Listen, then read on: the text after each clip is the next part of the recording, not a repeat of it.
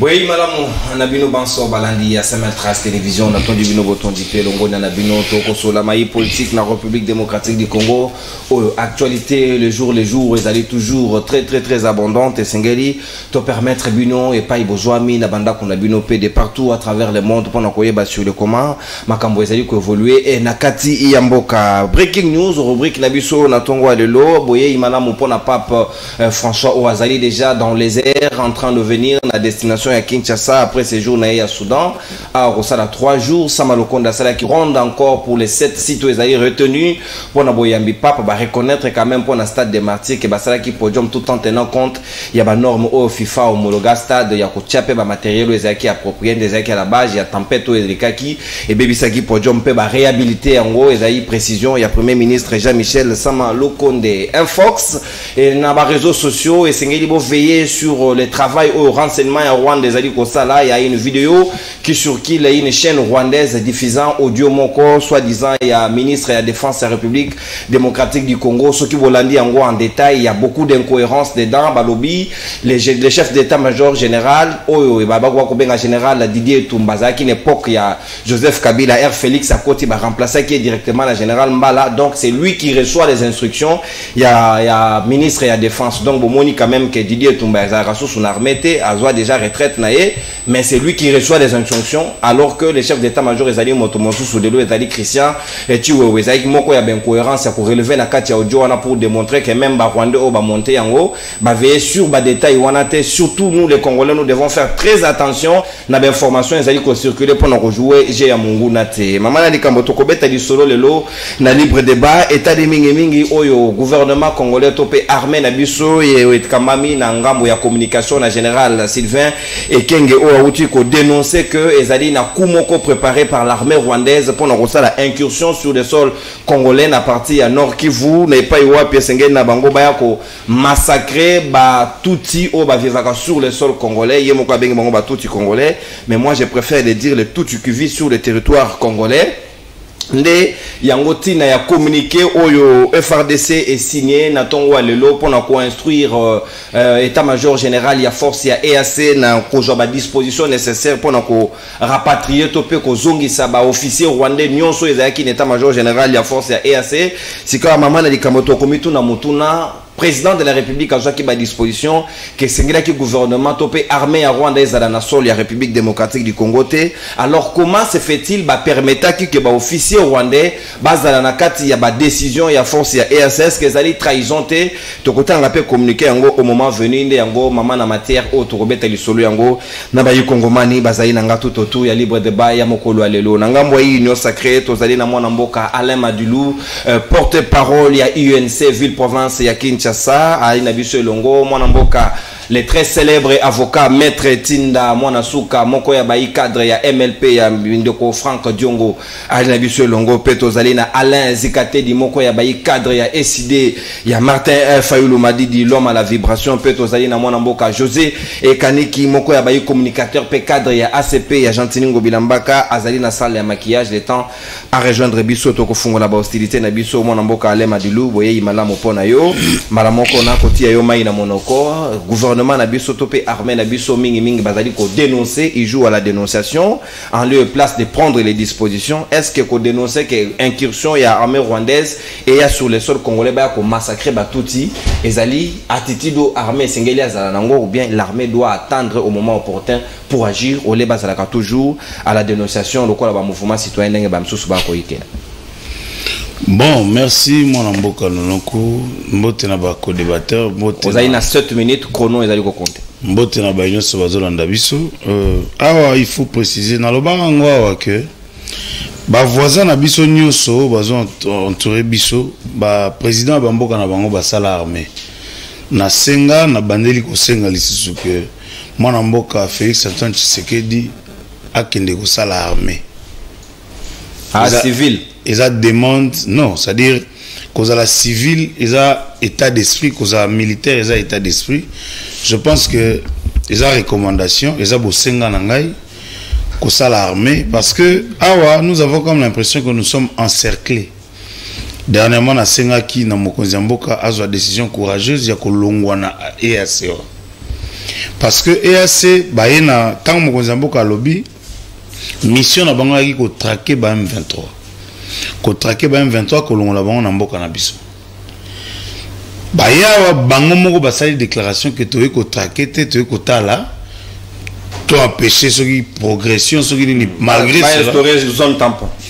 cela progression ezali ba M23 bazo continuer toyoki ki awa incursion ngo salama ba troupe rwandaise ba tango ba koti ba troupe rwandaise na complicité ya ba communauté internationale baloba nini que ba troupe rwandaise ba ko suka na ba frontière na bango parce que bango awa ba kendaka na alibi moko que non ba FDLR bazawa ba ko kota na mboka na bango pour que ba ko répondre pouvoir et pas ya ndeko Paul Kagame. Ezara lokuta moko e bango ba joka nango. Et lokola awa biso tozana beaucoup plus à gagner qu'à perdre. Pardon, nous avons beaucoup plus à perdre qu'à gagner. Na kati wana yango monique attitude oyo armée na biso azoka. Nga quelquefois na linga ko gérer ngo na ba émotion te. Parce que ce que bo gérer ngo na ba émotion et tu risquer parce que Rwanda zana eloko ko perdre te azana ni mabele ni sous-sol richesse ezate. Donc ba provocation nango na bango nyonso. Ce qui to céder nango na ba impulsion, to na ba sentiment to émotion, tu risquer de tomber na piège oye na bato nyonso ba simanae bazelaka République démocratique du Congo. Donc awa attitude de l'armée, moi je pense que eza attitude moko ya ko dénoncer. Pourquoi? Parce que ce que zongi na tourné plan à sortie à crise à mon amour Vital Kamerhe. Alors bah qui to solo là et bah témoin na biso à la communauté internationale. Pourquoi to solo la communauté internationale a témoin? Parce que Rwanda a kendana alibi moko que yé a protéger ka bah oyo bah perdant ma belé à en République démocratique du Congo. Alors il faut que tout naïe batuana atangani na zabosu babotolanga lopango to mabele moko to la longwa na bomwana soki na zongi boyisinga na lakisa mabele ne sona ko lakisa ko tuna ye batuana baza wapi baya awa balakisa biso mabele yango ezalaka wapi baluka ka deuxième alibi yango moni ba makay ko bombarder avion na biso awa que bazo violaka territoire na bango c'est-à-dire ba alibi wana nyonso ba pesa ngo forme, c'est-à-dire bazo bomba na sima ba argument moko pour que baluka oyo bango baluka rapport na République démocratique du Congo. Et tant que simba kate eza parce que population na biso ezaka éveillé et loko ba olinga basala parce que dénonciation na faut ko veiller nango parce que ce qu'on tali génocide à Rwanda c'est eux, c'est-à-dire le gouvernement actuel rwandais ne ba instaura génocide wana pour baloba ke ba utu ba bomi ba tout au bas minoritaire et bango bazwa couloir ya bazwa pouvoir.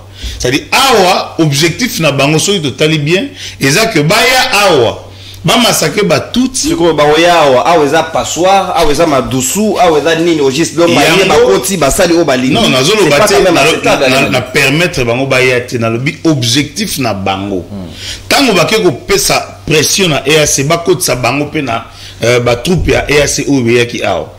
Objectif est là qui awa bazui ba touti o baza awa na sol congolais ba bomi soit ba massacrer bango et ba attribuer ba forfait wana na République démocratique du Congo to na armée congolaise parce que bango ba jouera toujours na babiloko o eko bando pesa bango neti force mais je pense que tous en a dernier virage namoni na mikolo ko ya boko mona sonde ko Paul Kagame na pouvoir te parce que tant azo gagner République démocratique du Congo tous mona ni communiqué ni ba sortie médiatique ni ba déclaration et lelo ti akoma ko loba ko tshaba communiquer belé je pense que azana déclin un peu na chute na e to pe satan ezaka meilleur allié to oza réponse à bien. Merci bien, mon amboka. Alain Madilou, 1 minute 30 secondes. On a gardé le on a deuxième tour de parole. On va bénéficier largement. Si mon amboka mettre in la même temps d'antenne et pas inayo, est-ce que le lot au kuku kolobake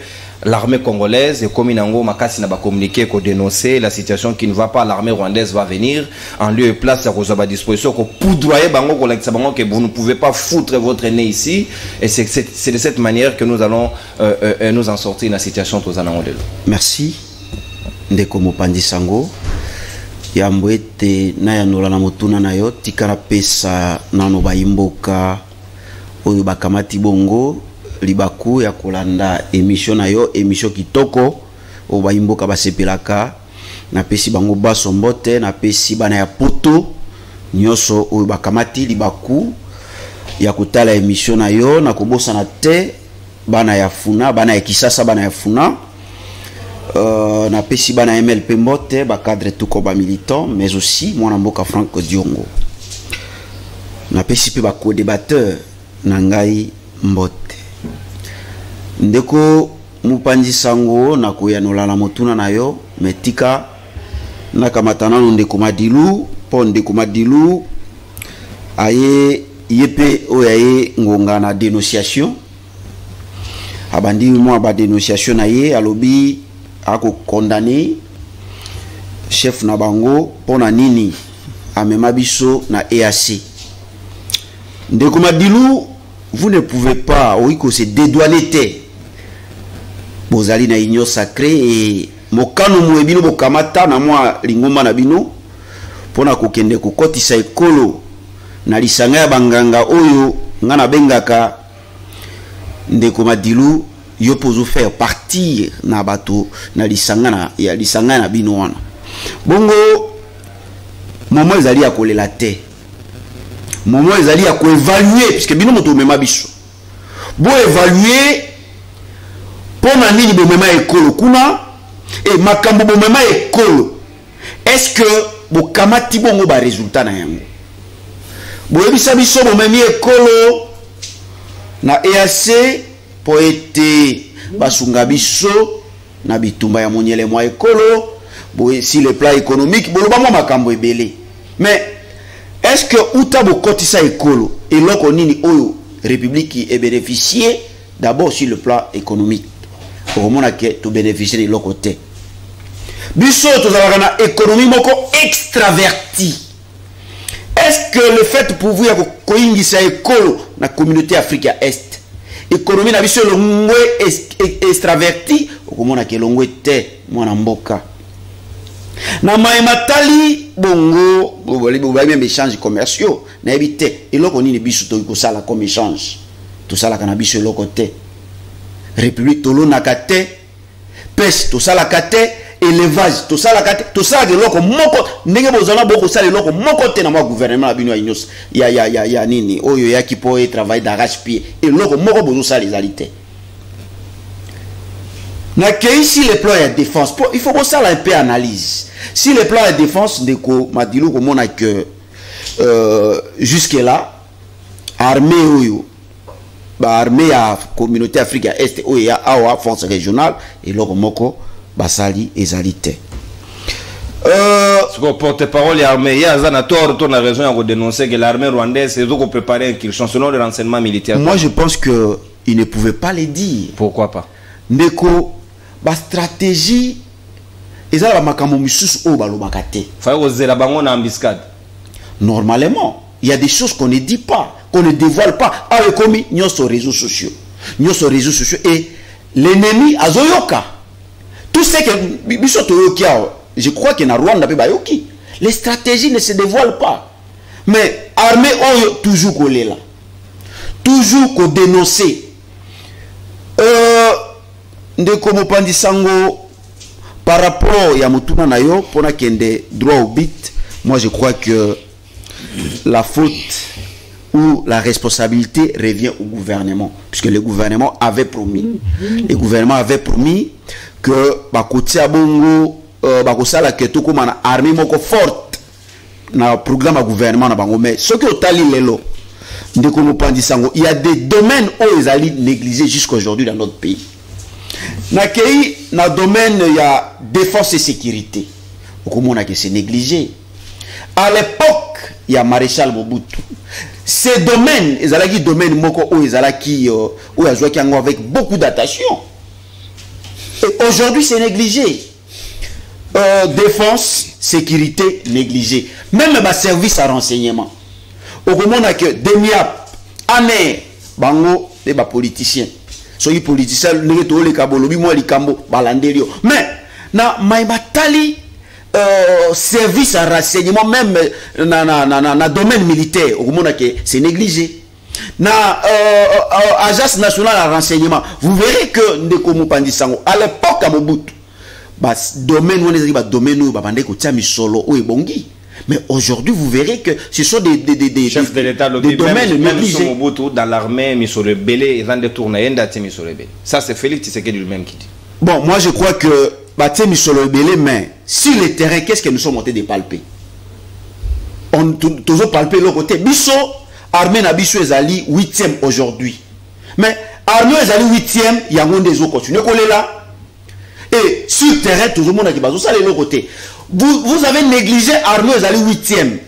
Ils sont partis, une force régionale.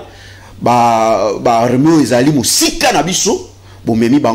Et moi je me pose la question, qu'est-ce que ces gens sont en train de faire? Ndeko Madilou, je crois qu'il est temps. Bozongi Sabato. Puisque aujourd'hui, Batalisi qui va aider Binoté. Pour Bengaki Bango, pour négliger l'armée Nabiso. Pour Talissi à la face du monde que nous avons une armée faible. Pour salir confiance dans l'armée à Baninga. Je crois c'est le moment. Vous avez déjà compris que Baeko aider Bisoté. Baena politique na Bango Mosusu. Chassez-les. Il est temps de chasser Bango. Mais tant qu'on a zoné Nabino, Banamboka, on va comprendre que force régionale, ils ont de l'autre côté. Ils ont la marche. Mais Bino. Bozo beta bana mboka gaz tout simplement bozo revendiquer makambo ezali logique cause moko noble bozo beta bango ba gaz. Moi je pense que Ndeko Madilou, vous devez peut-être soutenir le peuple et demander à ces gens de partir, puisque depuis qu'ils sont là ba aider biso nelo comme côté. Merci mon mboka maître Tinda, exactement ça nayo au consommer. Voilà Moka, apparemment avec 7 minutes. Pas de plainte, consommation à temps, ils ont dit Madame Mingi. Au même temps d'antenne, dans mon amboka José Kadiki, l'homme de la rationalité et de bon sens, Maloba Ongambo Wayo. Est-ce que communication, il y a FRDC, c'est une communication de trop, ou bien c'est une communication malvenue, ou c'est une communication imprudente? Et c'est qui a Tiango, na place publique, Nangongawana, il fallait peut-être qu'attendre Bango, embuscade, ceux qui baillent pour pas massacrer sur le territoire congolais. On a tous les pleins droits à refaire valoir force dissuasive. Est-ce que n'est-ce pas qu'il fallait aller dans ce sens? Merci beaucoup Ndeko Nono. Mbote pe na balandi nyonso, mbote na bandeko tozo partager na bango pe plateau oyo. Ndeko nangai Nono, je pense que la rationalité et le bon sens obligent ceux qui Ndeko nangai représenté à Franck Diongo. Maître Tinda. Maître Tingi, c'est ça? Tinda. Maître Tinda, azanango sur le plateau, il fallait nano banana nkoye bisayo.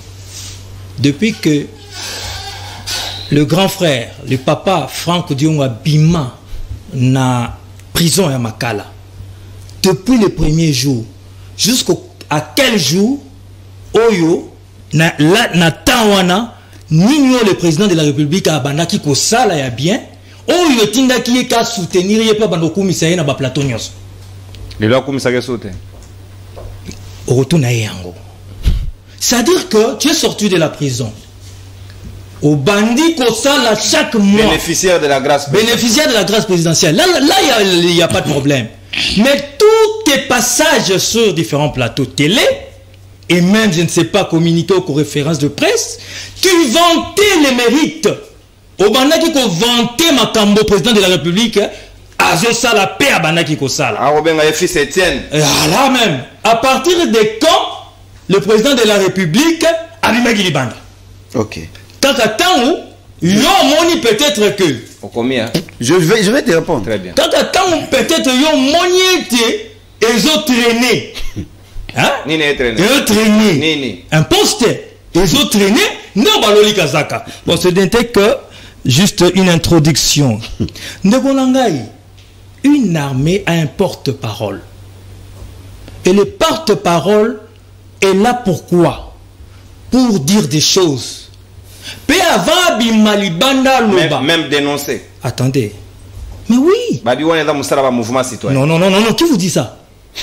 Qui vous dit ça? Yo tali, na job description, il y a un porte-parole de l'armée. Balobi que une armée ne peut pas dénoncer.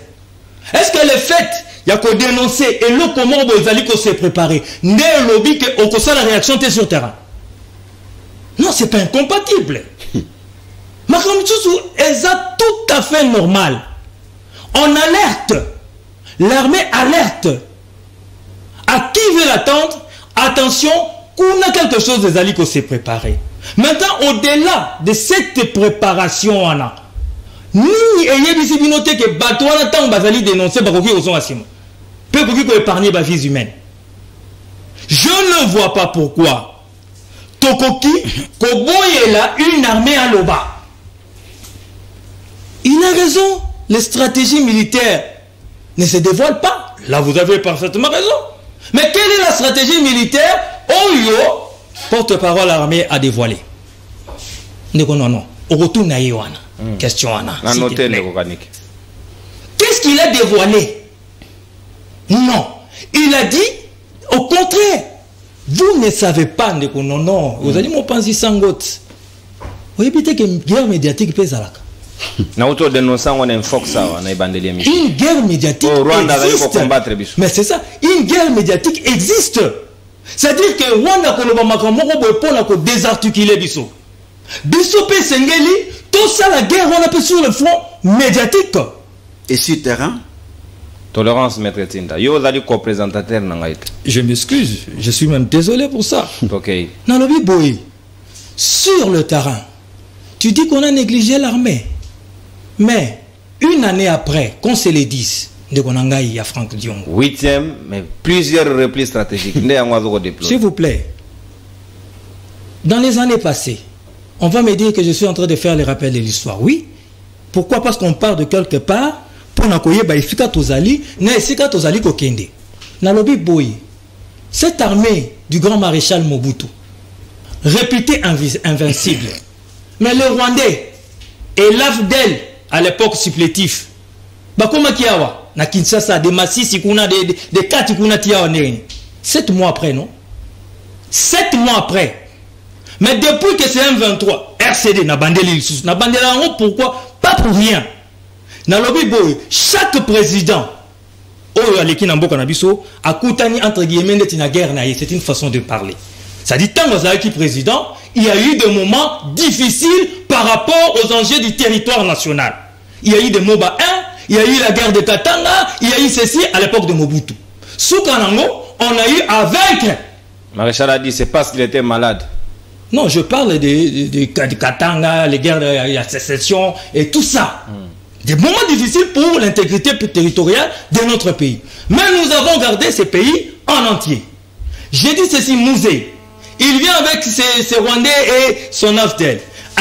Après, conglomérat d'aventuriers.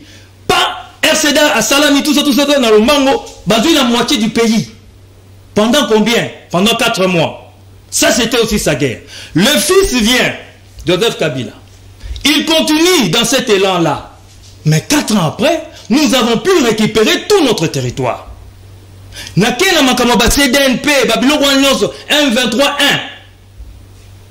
On a eu encore des difficultés. Sous Kanango, nous avons récupéré notre territoire. J'ai dit encore ici, le président de la République fait face aux agresseurs. Certes, nous sommes en difficulté.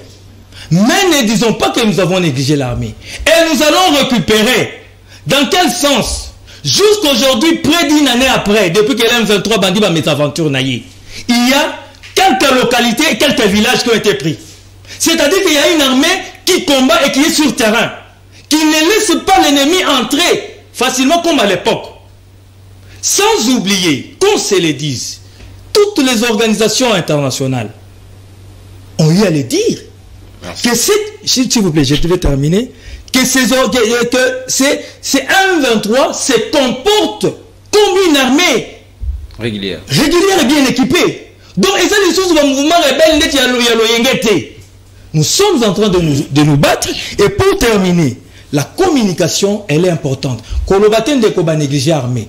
Le journaliste aguerri que vous avez devant vous, vous rappelle ceci. Je vous regarde dans les yeux et allez le dire à M. Franck Diongo qu'il y a la loi de programmation militaire au Ezalate depuis 60 ans. Et comme il est là. Merci. Il y a, je termine, il y a quoi? Il y a plus ou moins $1 milliard. Le lot, n'a budget armé, Ezalate. Merci, mon amour. On a vu des soldats, des jeunes être recrutés. Donc, ne dites pas ici, Ne dites pas ici, et ça serait malhonnête de votre part de dire qu'on a négligé l'armée. Au contraire, l'armée petit à petit, et doit former. Je te réponds. Merci beaucoup. Si vous êtes là pour me répondre, il n'y a pas de problème. José Kaniki, vous avez débordé de 30 secondes. Merci. Le même temps d'antenne, je serai bien obligé de récupérer. Maintenant qu'on a les chronos, je crois que le travail sera beaucoup plus fluide et facilité. Je n'aime que Alain Zikate dit SID, Martin Fayoul m'a dit. Armée dénoncée, armée alertée, sûrement, selon analyse Yakaniki, peut-être épargné, vie humaine, et elle a perdu. Mais est-ce que vraiment il faut, c'est cette attitude-là, et c'est l'armée a adopter à chaque instant, nous décrire un repli stratégique, une réorganisation, une force dissuasive, il y a Kobangi Samonguna qui a coloté parce que on a le plein droit de le défendre comme on veut et comme on l'entend. Merci Ndekonono.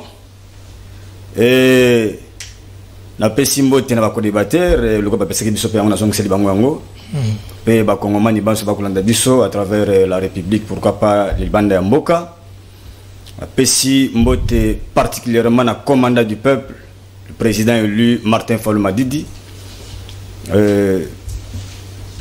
na yoki pasi ndeko nono tango ndeko nangai comme s'il vous plaît José Akoloba Nathalie le longi bona moni atie longi yangobila awa na kazaka yangobs eloko mona kanisi ndeko nono ezala tanto tanga biso to sala psycho pa comme pédagogie na humanité to na chapitre mo tono benga association des idées oyebi na ko mona nono na kanisi esika wite so to sala kana yi na kanisi makamu to sala na yi tango na ko mona longi yangobila na kanisi fulu na kanisi bosoto na Congo na Kisasa na kanisi zando donc so moto moni ga lubango bila boy o atike na ko nyoko apo na zando awo kanisa zando so moto moni lubango bila boy awo kanisa ba fulu e comme ba fleur na Congo na Kisasa particulièrement donc neko conseil na pesa za honte parce que moto on moni boy na image ya fulu les amalamote na kelo ko mame balende ko na avana comme la question na yo podium quoi qui lobby mon pépé ndeko nono et mon pépété milimo boy oyebi on est africain donc papa zoya bakoko babo ndeko nono tu es bisa ki bino que il y a deux sortes de légitimité bah tu vas comprendre la bisoté le lo va comme personne raison hormis la légitimité internationale on ne retrouve pas luka luka na national là il y a encore deux sortes de légitimité, tout bien la légitimité métaphysique et physique. En réalité, en Afrique, on intronise la personne. Il faut m'y mon bon di mayo. Remarquez, mon colonne de couture m'a prêté serment. À Bambana, le lengi moko comprendre. Ça a une signification pour dire que les ancêtres ne l'ont pas avalisé. Donc, milimo ba ticket. Bandima yete bandeli. C'est pas possible. C'est pour vous dire qu'ils ne sont pas d'avis dans ma camonioso. Donc, les expressions, ils ont qui na métaphysique comme boya, ils ont continué que boya partout. Il y a un moment où ça va là et qu'on s'y mate. La physique peut-être boya qui est en démarche qui se réciter. Donc, c'est pour dire que c'est la résistance de ma camonioso. Alors, nekonanga lobby Alain Madilo. Alain Monomo. Alors, bien de Félix, il faut qu'il go tanga. Non, alors gars ça l'armée papa. Mais ça go tanga te. Quand on ça l'armée ça dit ça go tanga. Quand on go tanga armée. Et ça mon tête non non. Et après tout ça c'est une maternelle tout te. Allez go tanga armée. Oui. Problème mais ça va casser. Comment le casser Alain Le non non. Bah kenda ko apprendre te au sommet de l'état. Il faut informer à mon ami. On vient déjà, on est aguerri. Bon, on fait un militaire, non, mais non. Est-ce qu'on a dit que Bissoawa, parmi nous, il y a des ceux-là où on a une école à Nina, c'est interprété. Non.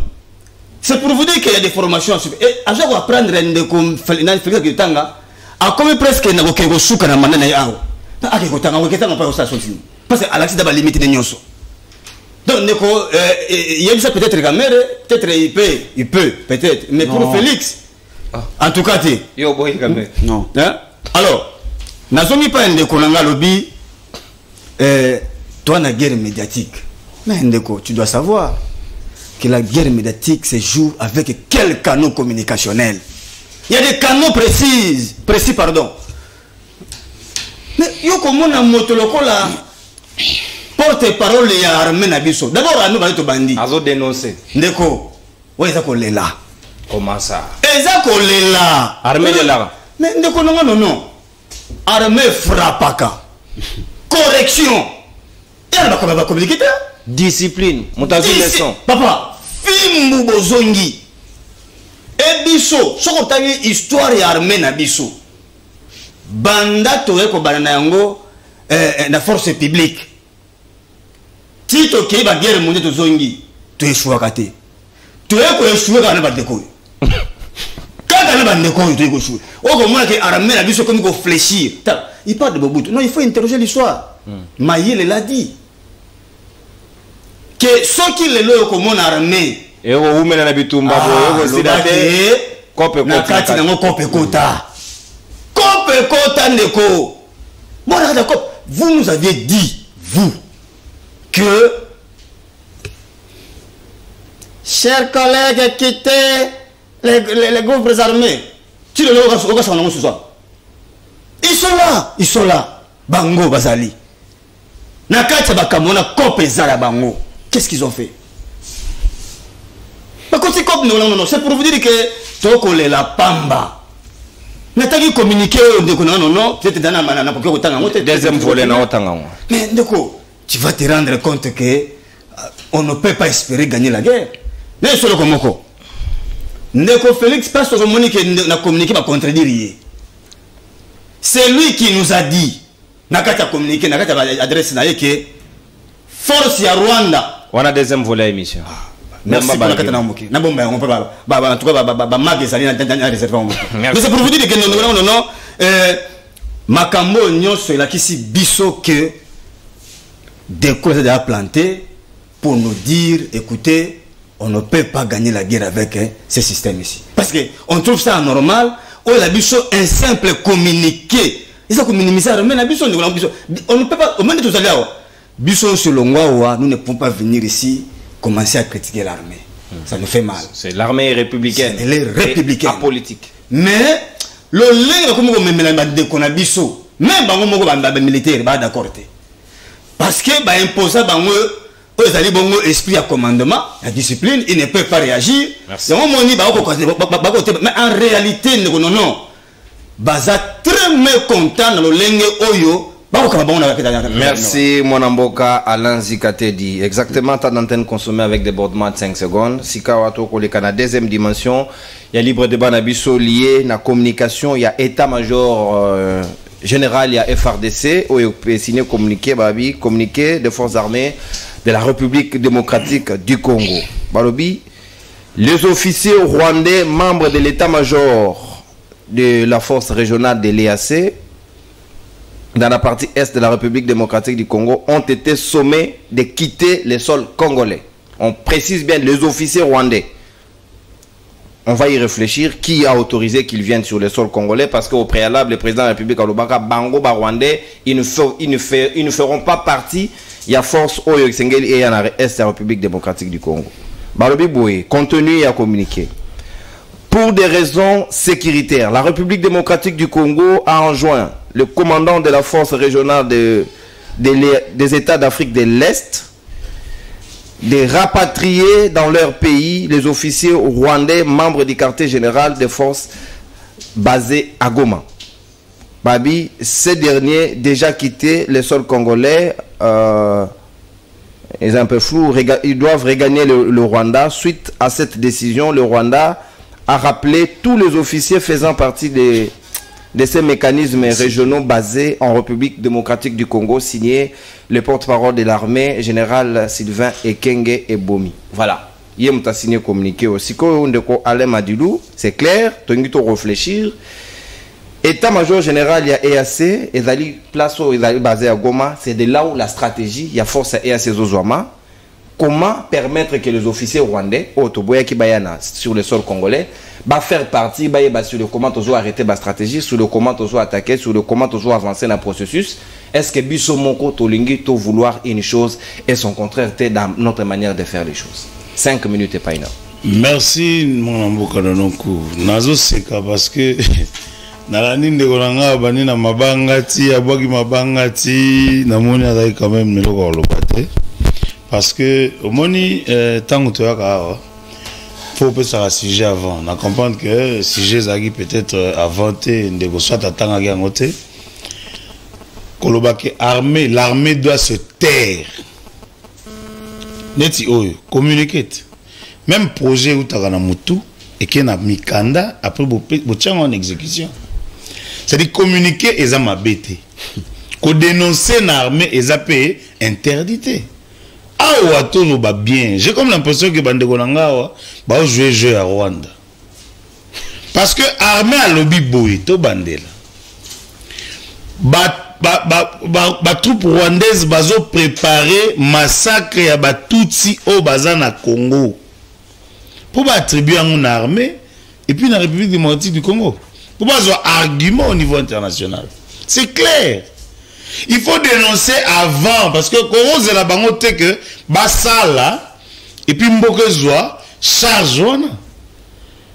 Nenge konanga lobby ko dénoncer et lobby te que tokangi maboko tozozela ba effet à dénonciation non.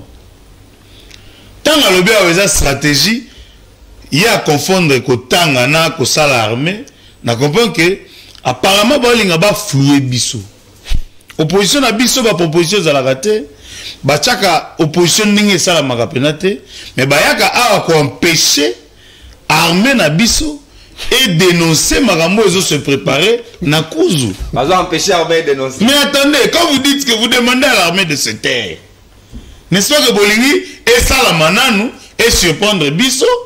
Et puis, tout le monde a un problème, soit il y a un fouta, soit il y a un procès comme ça.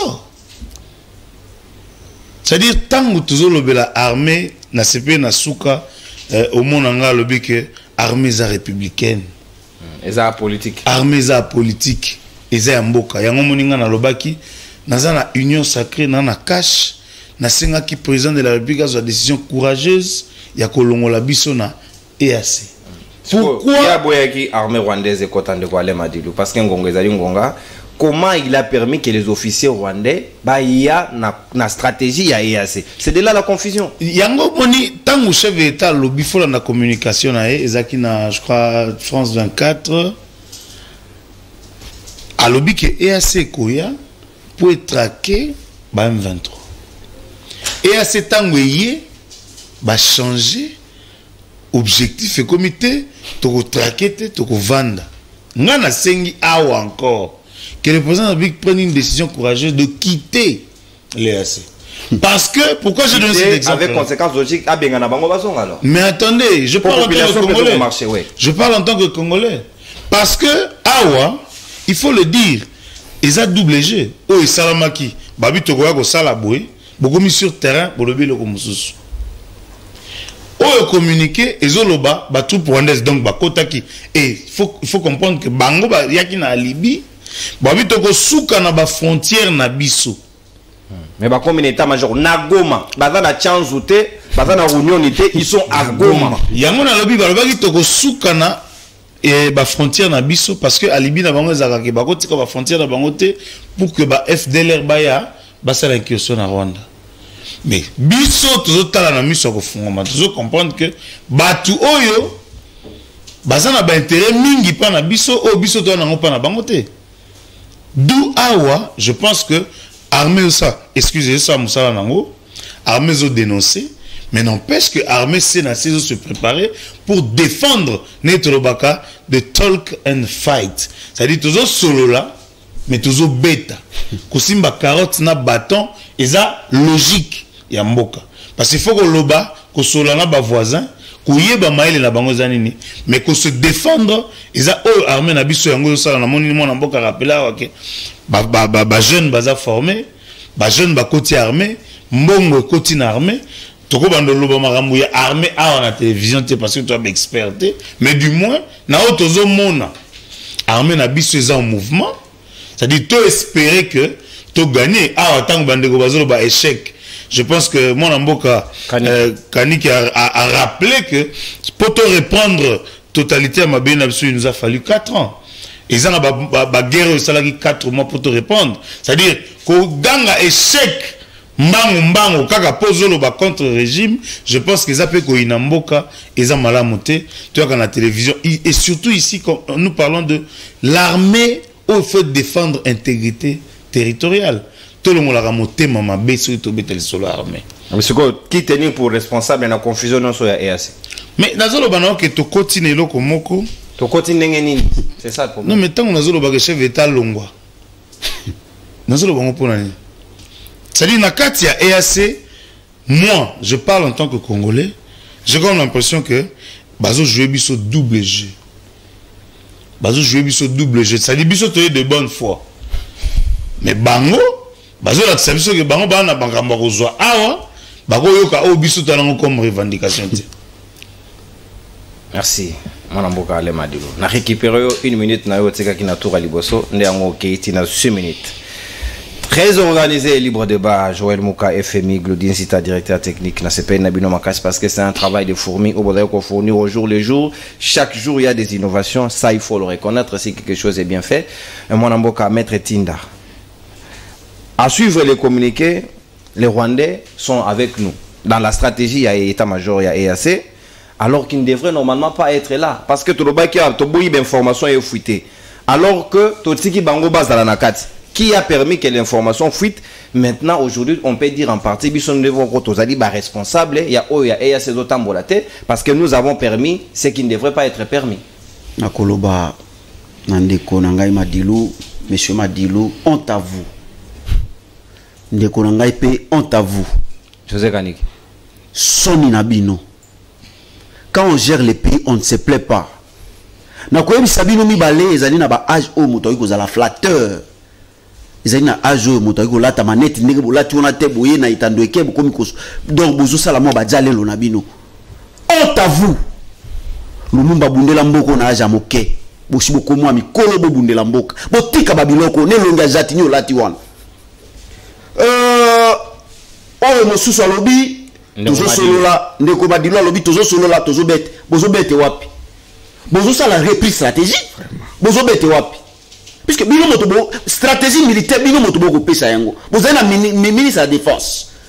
Tant que toko loba bino c'est tout simplement puisque bino motobo zo yangela ekolo. Ko bossa na mituna na yote ndiongo a changer ngongani. Non, eloko na zo zongela na lingina kamatana ndeko madilu eloko ndeko alobi na zo zongela. Capitaliser le temps vous en avez pas. 5 minutes. Bon, nazonga na wana bongona ya nula mutuna na yo ndeko na kotala yo na miso pona loba na yo biso tozali lokola bino te bino zali bato ya jalelo bozalaki na kabila bolena kabila lelo bobongwani bokomba tisekediste ernin momoni bino bokomba tisekedi botika babiloko ne longa zatino zo kamati olati botika biloko par rapport à Franck Diongo lobia bande ko lekala betando ki azokumisa Tshisekedi. C'était quand Abimwa na papa Etienne wana Diongo.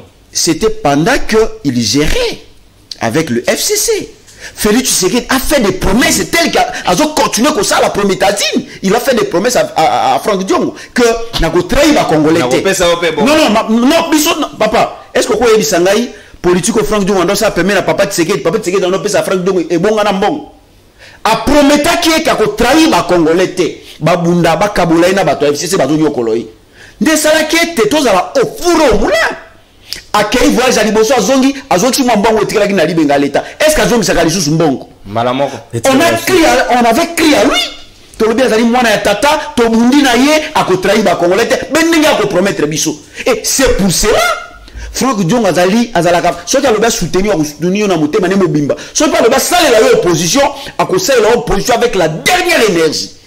Et tant que tu es comme si maye ko kabona na bande ko ya FCC tu es comme que ndeko la biso azali na motema molamu te pour ko sala ba Congolais mosala nyo le peuple d'abord obiso nyo soto bundeli et tigalo be slogan et loko moko te et commis gouvernement ya comment nini comment pouvoir ya institution et il y a kabe bango C'est peut-être pour ça que na fonctionnement d'institution. Tomi Lobel, Tomi Biso, Tobundaki pour la Makamboy. Bandeko Bakufaki pour la Makamboy. Au lieu peut-être pour que ça na guerre. Tout le bateau réduit ta moitié de vie à armée pour Mongoleki. Bilobo, Bozo Bazol, Bandebo réduit trait de vie à l'institution. Est-ce que Bolingi Mbok? Est-ce que Bolingi armée? Babanga Kaikolo, Ndeko, Nango Talanga avec une attention soutenue. Babanga Kaikolo, Nambongo Bouti na fonctionnement d'institution. Soit na pourcentage au Bouti na fonctionnement. Et puis Bozo ça va dépassement budgétaire. Babanga Kaikolo. Na armée na yango babanga ka ekolo na diplomatie. Merci. Si le plan diplomatique vous avez c'est bon na kaisi koyo ouais mais au tiki na moi tamingi te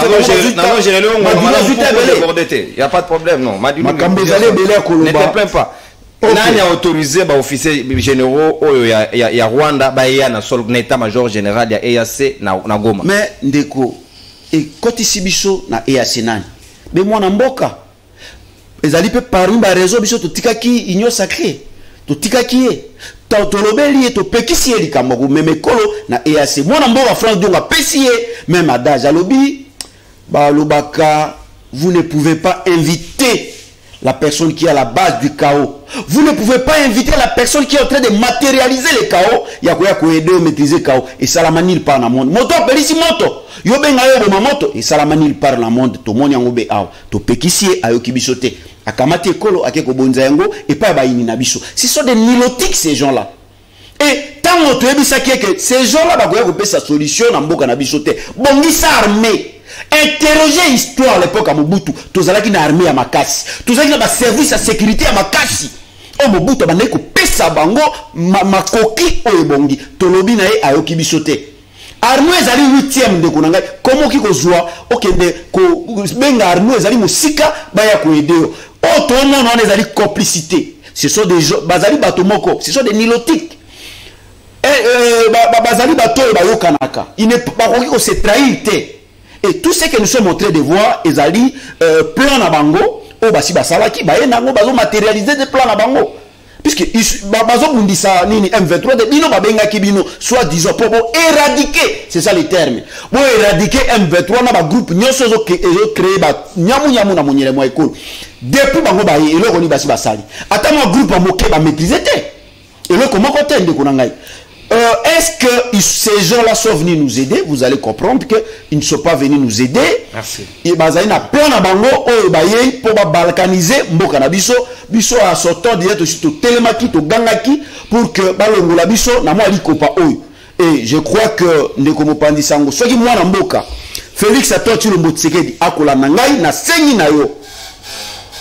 Be courage yo kamata iko kende ko kotisa biso na EAC. Kamata même courage longola biso de loko langa ba imboka bana ya est déjà ba lobby ba ko tambola ba lobby po biso ba mutu bazali kuna biso toza kuna te toza kisasa bazo le kala mo tandeke mais ba ndeko bazo kufa ba to bazo kufa bango moko ba tamboli ba mouvement citoyen et d'autres ya ba mouvement sur la structure société civile ba tamboli ba lobby EAC bazonga merci pour comprendre que depuis bango baye dans 7 minutes. Non, depuis bango baye nano ba éradiquer ta mo groupe moko ba sengi ba kende. Merci. Mais loko zo songa na motema na yo cité wana ndeko na ngai.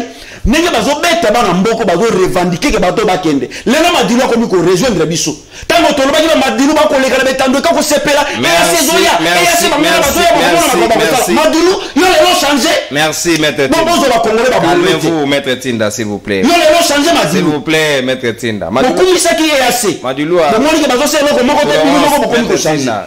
O kangsa Madilo pema tolérance tika moninga. Caméra au moins si ma bangolo na maboko na est VK les mwalimu non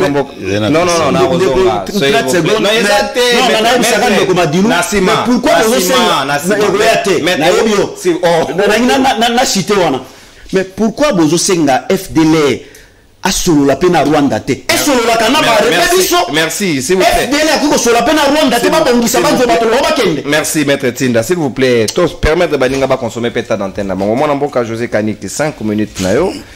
Est-ce que Bakongomans doit comprendre à quel moment les lignes ont bougé, à quel moment Makambo et Bongwani, à quel moment on a permis aux officiers rwandais, parce que le chef de l'État a dit publiquement, oui, Tolingi force à EAC à la déployer, mais pas l'armée rwandaise. Et c'est clair. à quel moment tu as comment qui Clément a dit marqué OK bon fils na bango pe baya bazana biso pour le loto commence sous ko déplorer au bango basai na kati bazonga na mboka na bon pour qui ne joue pas frangé dans tout ça. Je comprends émotion il y a Tinda Patrick c'est mieux. Je comprends, il est tellement émotif. À quand il que soit na lingala makasi ndi azana raison. Oh. Il nous parle de l'armée entre guillemets de Mobutu. Mais, n'a rappelé l'histoire. Cette armée a détalé en 7 mois 2 300 410 km, c'est ça, hein, de notre pays, pris par les enfants de 13 ans avec des bottes. Mobutu était affaibli, Mobutu était affaibli. S'il vous plaît, je ne fais que rappeler l'histoire. Souffrez, maître. Mobutu était déjà Je pense que je n'ai dit rien de faux. Souffrez. Je n'ai rien dit de faux. C'est une vérité établie. Mais est-ce pour autant que je néglige l'armée? Notre armée de l'époque? Non. Mais il ne faut pas donner l'impression ici. Il ne faut pas qu'on ait répète l'impression à Lukutawa que l'armée à l'époque et Kimaki devant Bana 13 ans. Bakadogo de vite. Voilà pourquoi dans ce ça là, rapprochement natal la comparaison. Les enfants de 13 ans, Bakimisa, Batata adhéri en 7 mois. Mais ici, il y a une armée qui se bat sur le terrain. Après d'une année, les M23 n'ont eu province Moroté. C'est-à-dire, je vais dire ceci. Makamati territoire à Rutshuru mo. Na lobby boye ndekonangai. Attends lobby territoire ya Rutshuru. Et c'est là clairement pour tout récupérer un mot. Voilà pourquoi la PCB n'a pas péripétie armée na biso. Te soukanango. On finit toujours par reprendre. Donc je suis optimiste. Différemment là, yo toujours pessimiste. Alors que toi, tu nous traites de dialolistes, mais le premier dialoliste, c'est bien Franck Diongo. Sorti de prison, il est passé sur toutes les télés. Le président de la République a sali Amatisi Bidji. Le président de la République a sali Bouy. Le président de la République a le président de la République. Mais comment se fait-il tout d'un coup, paf, tout est s'écroulé? Mais c'est un manque de rationalité, de bon sens. Vous me parlez de l'autorité morale Gentilini Bilambaka, permettez-moi. Oh, mais monsieur, s'il vous plaît, s'il vous plaît, j'en ai le droit, je fais partie de ces partis-là. Et j'ai dit ceci. Aja flatterie en haut. Aja flatterie en haut. Les chocs, maître. Sibissé, comment on a nos cas?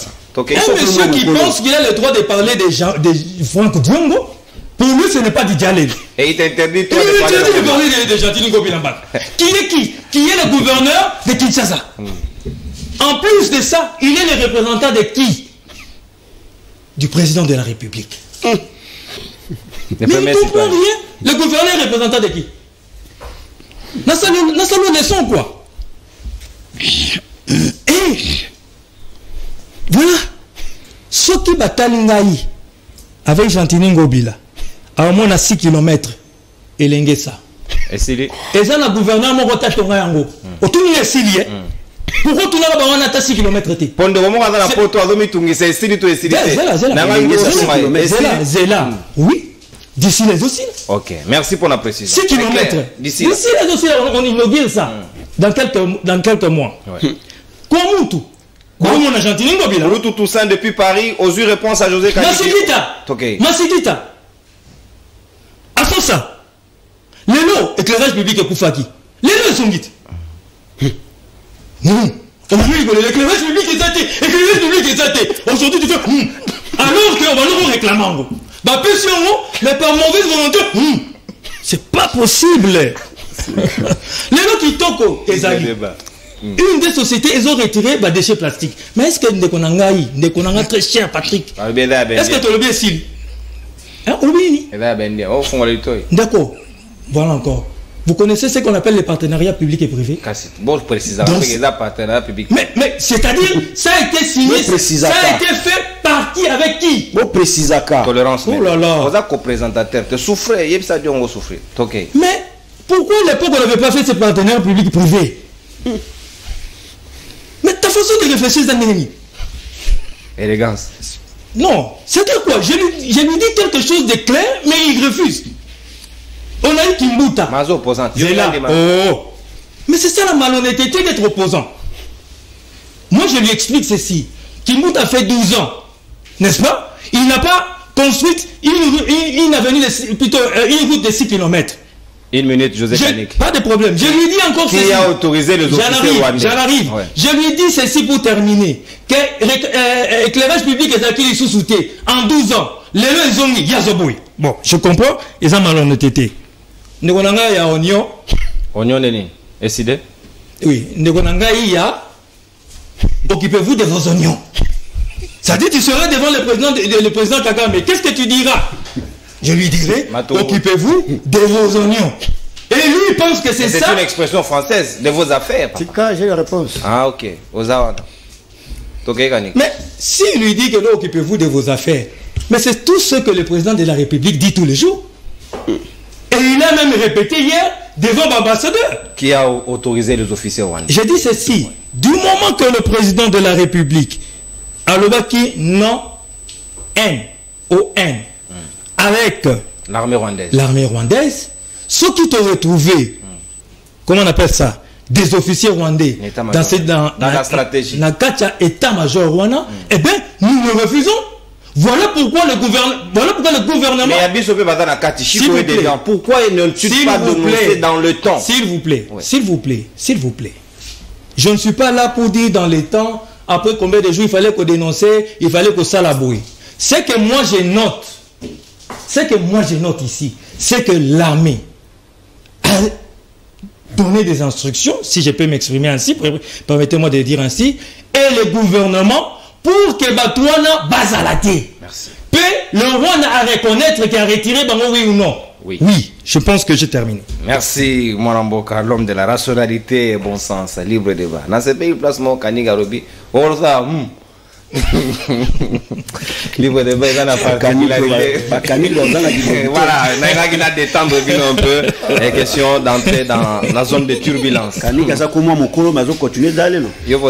premier dialogue, c'est Franck Diongo, papa. S'il vous plaît. Et Diongo, on a moi la mouquette. Eh, à Mukolo Akala. Tolérance, Mbiaka. Awa, l'homme des oignons, Babengi Obongo, Ngaïte, Mukani Ginde Mutalobi, Sikoyo, Nangonga Yalelo, Ndeko. Est-ce que tu as une explication claire? Biso bayi Congomani. Oh, n'a pas représenté à Binote. Ngaï Nde Molobel Nabango. Autoproclamé. Est-ce qu'il est normal d'expliquer biso clairement à quel moment les officiers rwandais continuent à quatre chaîne de commandement à EAC? Oh, c'est qui normalement ils sont dans Longobani sans le Rwanda. Comment ça s'est passé? Est-ce que trahison est routine en Gamoni? Motuna qui toque de Konononkuru, mais Essalinga passe. Na cousin na Motuna. Na comprendre que mon frère Kaniki faisait soit l'école buissonnière, soit il n'a pas fréquenté de bonnes écoles. Pas ça, beaucoup d'élégance. Non, pas ça. N'a retiré en gros, c'est pas un problème. Merci. Parce que Makamba Onyo n'est pas si n'a pas dans le Belkambo. Matungul. Néo Kaniki. N'est pas si on a autorisé à on a précis de grammaire awa. Il faut rattraper certaines notions. Voilà, c'est important.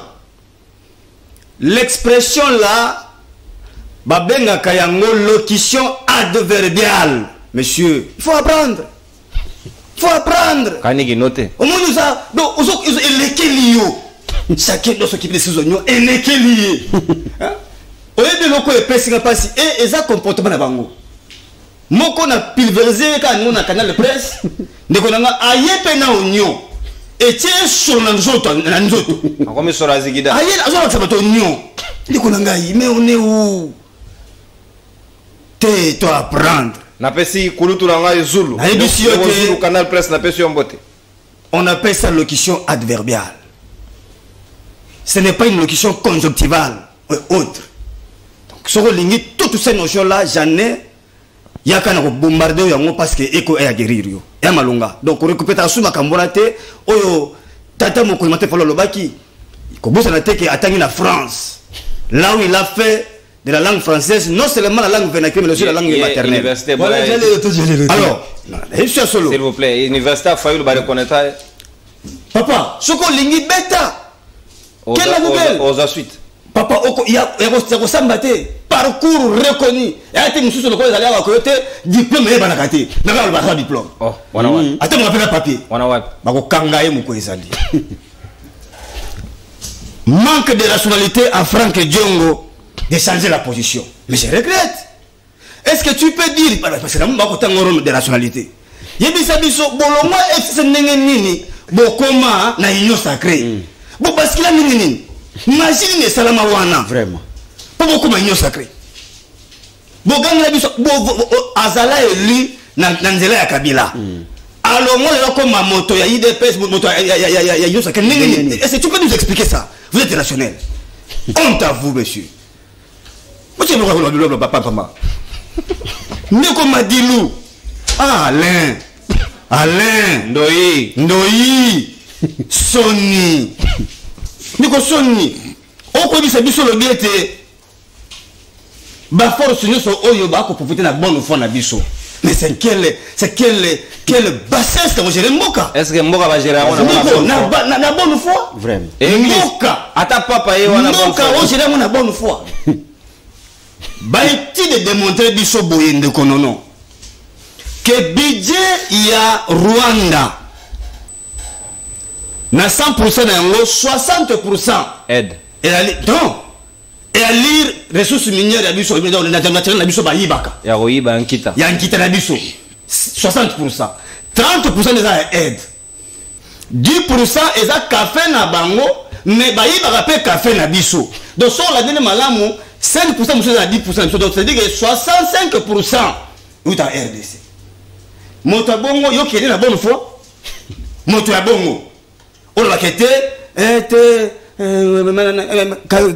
Kagame papa c'est là où nous sommes roulés moto il dit que passe d'ailleurs bifte qui n'est pas d'ailleurs on a mal pété nous avons c'est là où tu décides de Félix to lobela yé te atabasaka moto makasi ya bino leki to yebisi bino ete bol kende na moko comme hybride ndeko non toi na EAC toi na SADC toi na Afrique australe toi depuis je partout bitoyo moko yo mais to ko sa wapi finalement tama kama bisa biso nako mutuna alobi que force oyo d'abord ne luto lo bangwawa Rwanda ko sala te Félix doit nous expliquer attends le noter il nous expliquera plus tard à côté ça moko la ngamba ndengeni alors que phare DC ko dans Rwanda ko sala makana peta force ote mais to surtout to moni Rwanda communiquer am efundi communiquer FARDC mokasine FARDC mokasine pe basa na Goma ndeko ayebisa biso adike force oyo bakokota na nzela Bunagana.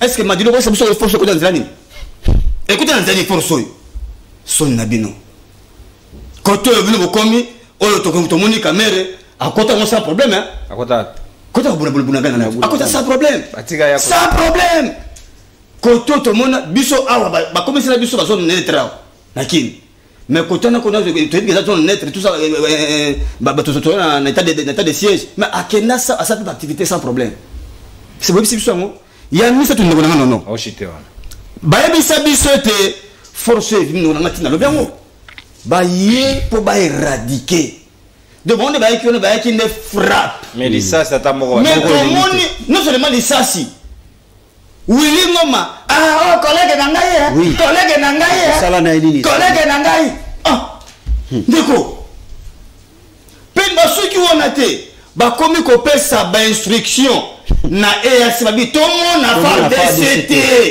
non nous blaguons avec la République mais nous on habite tout kasoni ndeko na ngai c'est à cet âge on parle de Lumumba c'était avec 30 d'années ndeko nous sommes tous 40 tous 50 mais pourquoi pas tout va que défendre RDC ndeko na ngai on tourne boyete on bazolanda monana kolia yana sukate deko o boye ko zoda bozui to ebisi bino ke ngonge koki merci tozong sa Congo question tout ni biso ndeko non ndeko Félix doit nous expliquer awa yende moto yana loi d'habilitation on y a parlé point il a tous les leviers de maboko pour bombarder nyoso Merci. Si beaucoup na niveau, Soko inabiso et qui n'est pas aboyé. À cause de l'aventure d'Abino, vous allez partir les incompétents. Merci, Mwanamboka, Alain, Zikateli, et Sukoyekei. Martin Fayulu Madi. Babeti Sokoy. Pe Sokoy Toboki. José Kaniki, merci beaucoup. Et bon, yo mwana mo asiaje non pesa biso ta 1 minute papa yebisa diongo esili kabo ebaisa ke esili andivité tia longo mwana mboka lema dilu merci monsieur Esili merci maître Tim dans la participation 30 secondes c'est là ça n'a pas non merci si madame pesa merci la participation na yo merci ali bajela merci Nabino merci otigi a intimidé comme mon maman merci locution adverbiale azongi grammaire voilà vraiment il fallait expliquer non, gratuité, papa. Non, c'est le il y a un professeur français. Il fallait expliquer à moi en détail. À l'occasion